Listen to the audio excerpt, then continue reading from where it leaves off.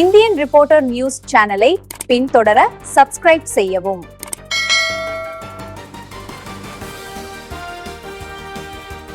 விடுதலை சிறுத்தைகள் கட்சியின் சார்பில் தேர்தலில் போட்டியிடுபவர்கள் விருப்ப மனு அளிக்கலாம் என அக்கட்சி தலைவர் தொல் திருமாவளவன் அறிவிப்பு வெளியிட்டுள்ளார்.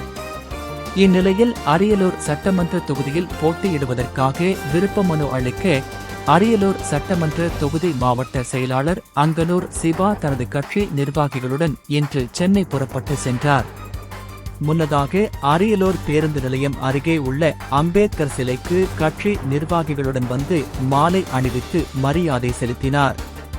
இந்தியன் ரிப்போர்ட்டர் செய்திகளுக்காக அரியலூர் சிவபிரகாசம்.